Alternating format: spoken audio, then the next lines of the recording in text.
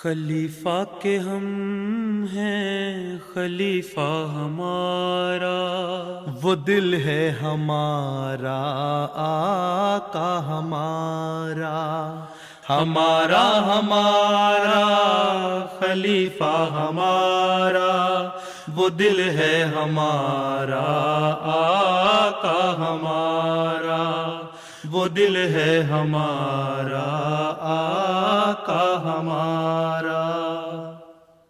Assalamu alaikum and welcome back to This Week with Hazoor. Last Sunday, Hadrat Khalifatul Masih, Ayyadullah Ta'ala bin Nasrihil Aziz, inaugurated the Baitur Rahim Mosque in Cardiff. We are honoured to present highlights of the inauguration and the keynote address of beloved Hazoor, Ayyadullah Ta'ala bin Nasrihil Aziz. मसहूर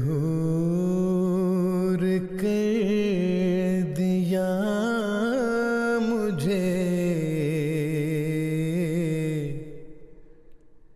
दीवाना कर दिया.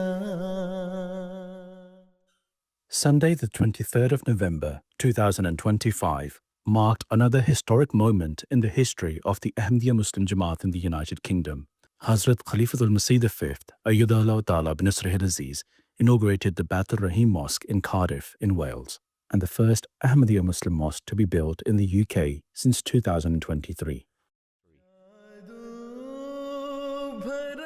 Hazrat Khalifatul Masih V, Ayyadullah Ta'ala bin Nasrihil Aziz, departed Islamabad on Saturday for the two-day visit to Wales.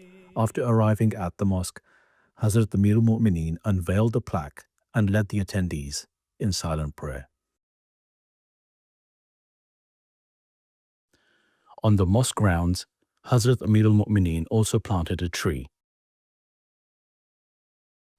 Hazrat Amir al-Mu'mineen then proceeded to the prayer hall where he led members of the Jamaat in prayers.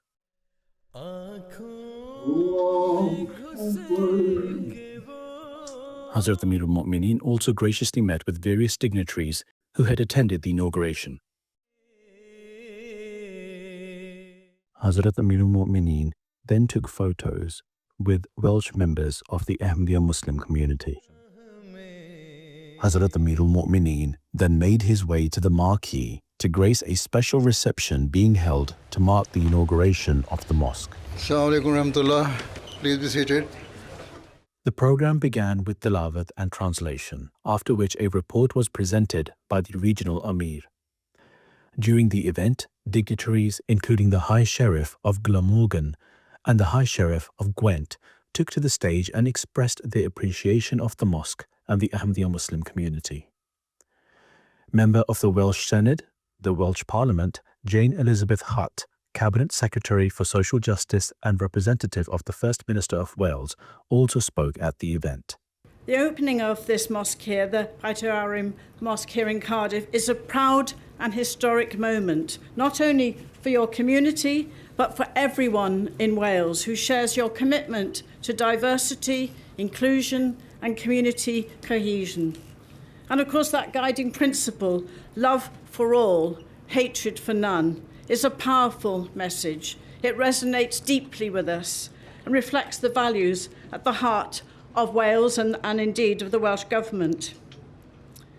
The Ahmadiyya Muslim community's tireless work to promote peace, harmony and justice through interfaith dialogue, charitable initiatives and outreach strengthens our society, from fundraising for local charities and supporting humanitarian relief to hosting peace symposiums, youth engagement programs. You show how faith can truly be a force for good. During the keynote address, Hazrat Amir al-Mu'mineen spoke about the role of the mosque in creating peace in society. First of all, I would like to sincerely thank all of our respected guests for graciously accepting our invitation and joining us for the inauguration of this mosque. Your attendance at this purely religious and spiritual event demonstrates your open hearts and generosity of spirit. The purpose of this mosque like all true mosques, is to serve as a sacred place where people gather to worship Allah. Moreover, wherever we build a mosque, it also stands as a testament to our commitment to our neighbors and the local community. Indeed, the abiding message that echoes aloud from all our mosques is that where they serve as a place to worship Allah, they also serve to foster peace, compassion, and harmony throughout the world. Thus, today, with the firm intention of fulfilling these noble objectives, the Ahmadiyya Muslim community is overjoyed at being able to inaugurate our first purpose-built mosque in Wales. According to Islam's teachings, when Ahmadi Muslims gather here to pray for themselves, they shall also pray for the peace, well-being, and security of all people. Given the misconception surrounding Islam, I understand that some people in the community may harbor reservation or have questions about the fact that a Muslim community has built a mosque here. Thus, at the outset, let me reassure you, our mosques are not built to sow discord, disorder, or to incite division. Rather, they stand as shining beacons of peace, love, and harmony, and reflect the deeply rooted, peaceful values of our faith. Thus, during the time of the Holy Prophet Muhammad, peace and blessing of Allah be upon him, a group of malicious people built a mosque with ill intent to create disorder and cause harm. Upon this, Allah, the Almighty, instructed the Prophet of Islam, peace and blessing of Allah be upon him, to demolish that so-called mosque. So the purpose of a mosque is not fulfilled by its physical construction. Rather, a mosque only serves its purpose when it is used for both the worship of God and also to manifest Islam's true teachings of kindness, love, and compassion. The Quran has clearly laid out what is right and wrong. For example, in chapter 90, verse 14, Allah states that freeing an enslaved person is amongst the very highest forms of virtue. Whilst before Islam, slavery was a widespread custom amongst Arabs. The Holy Prophet Muhammad, peace and blessing of Allah be upon him, issued an explicit and revolutionary instruction that slaves ought to be freed. He personally led from the front by liberating all slaves who had come into his possession. Thus, Islam came to end all forms of slavery in the world. You might wonder if the example of slavery is still relevant today. Regrettably, it is. While physical slavery has ended, another form of slavery, economic servitude, continues to oppress people in many parts of the world. Less developed nations are trapped by crippling debt, leaving them powerless to prevent the plundering and exploitation of their natural resources by rich and powerful countries. Ultimately, these vulnerable nations dictated to by the wealthier nations. Islam condemns such exploitation as a form of enslavement that must be eradicated because such inequalities and injustices inevitably shatter the foundations of global peace, something we increasingly witness today. Quran's emphasis on social care is further evident in subsequent verses of chapter 90. For instance, verse 15 states that feeding the hungry is a great virtue. Verse 16 establishes a duty to help and support orphans, and verse 17 commands Muslims to provide relief to the impoverished and weak. The Quran specifically instructs Muslims to help a poor man lying in the dust. These words are deeply significant, meaning Muslims are obligated to help those who are utterly crestfallen. We have no one else to aid them and who have been forgotten by society.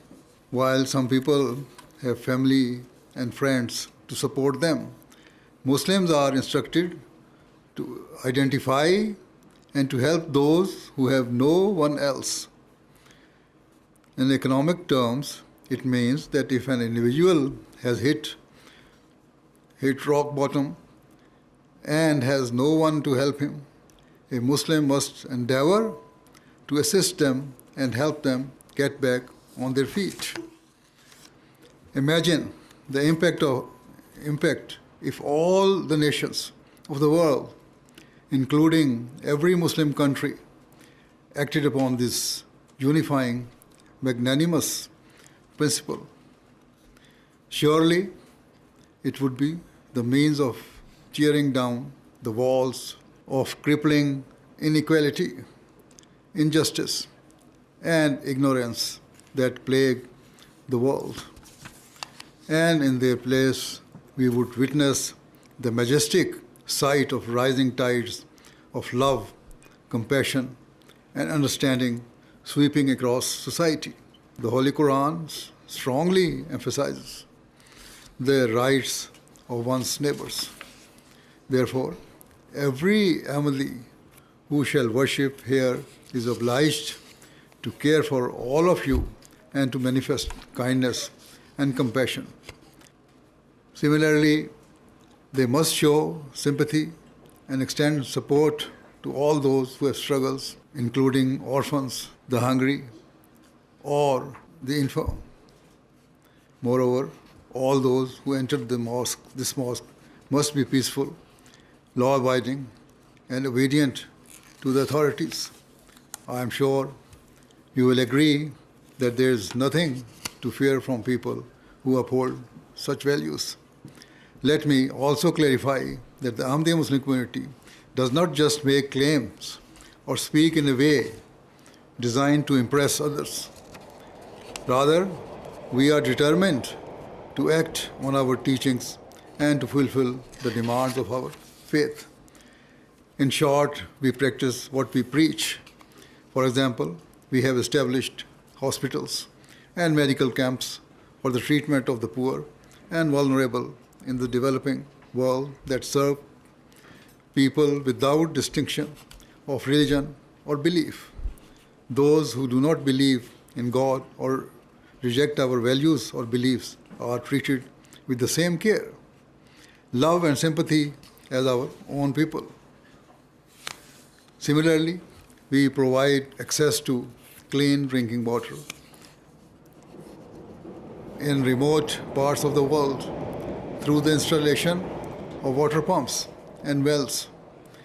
Here in the Western world, people do not realize the true value of water and are unable to appreciate how difficult it is for some people in deprived countries to access it.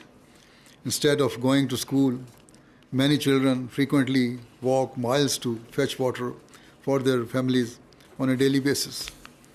This gravely impacts their future and means that without help, the cycle of poverty in which they were born is bound to continue.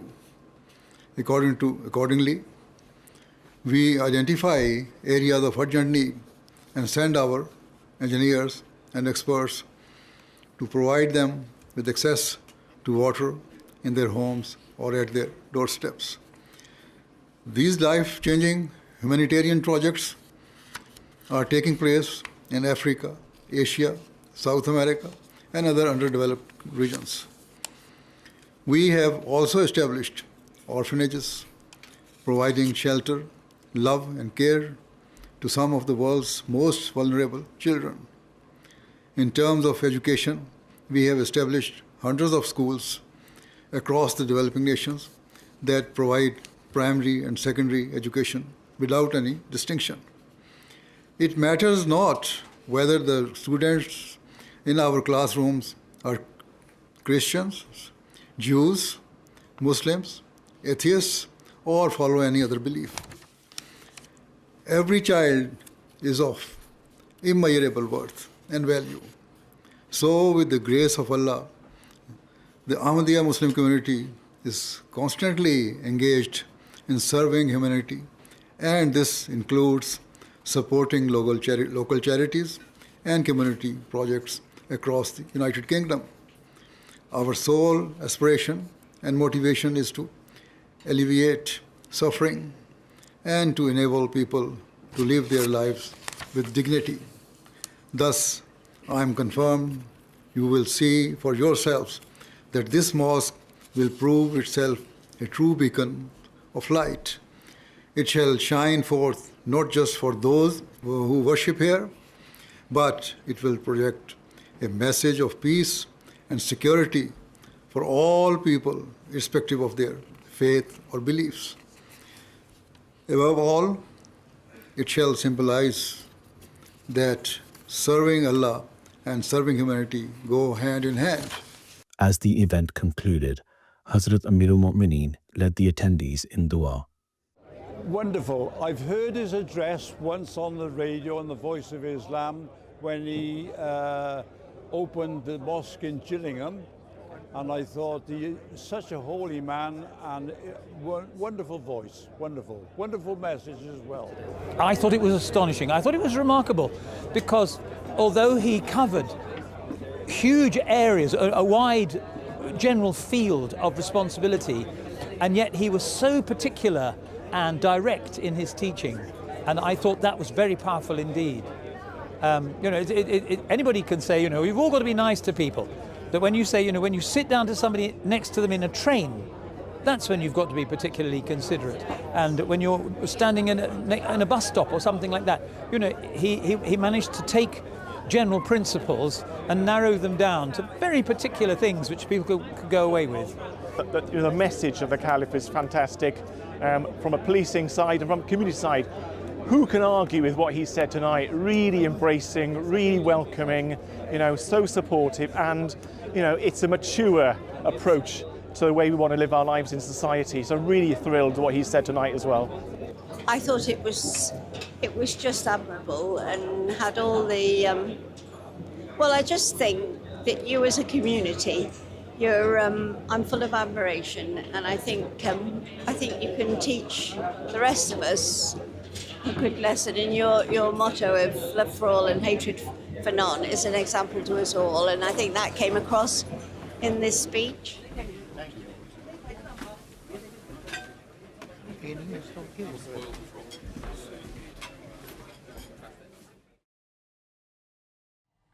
Those were highlights of the inauguration of the Beit Rahim Mosque in Cardiff.